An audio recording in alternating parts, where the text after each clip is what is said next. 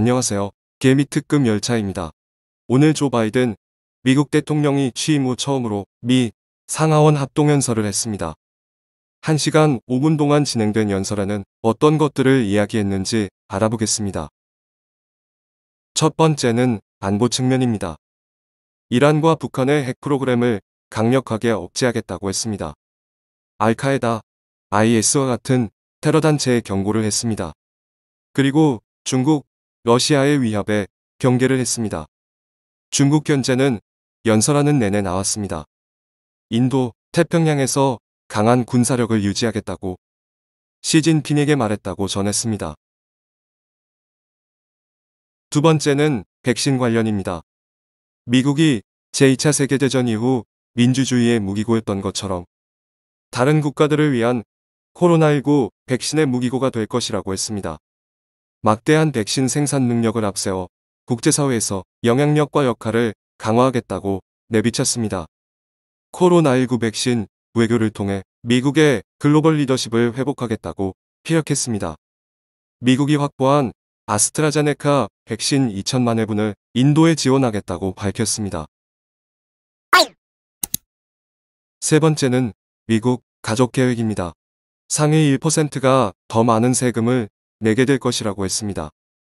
조세 회피처를 통해 세금을 내지 않는 기업들에게서 세금을 부과하겠다고 했습니다.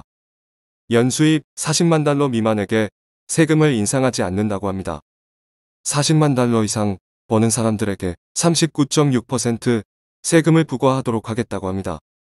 39.6% 때문에 비트코인 및 알트코인들이 폭락을 했었습니다. 네 번째는 경제 성장 측면입니다. 인프라 업그레이드를 통해 일자리 창출을 도모하겠다고 하였습니다. 특히 상수도 부분은 나파뮤 파이프를 전부 교체하겠다고 합니다. 기후변화에 대해서도 대응할 수 있는 전기충전소, 전기자동차, 풍력발전소 등에서 일자리를 창출하겠다고 합니다. 바이 아메리카의 기조 아래 자국 생산품을 사용할 수 있도록 하겠다고 합니다.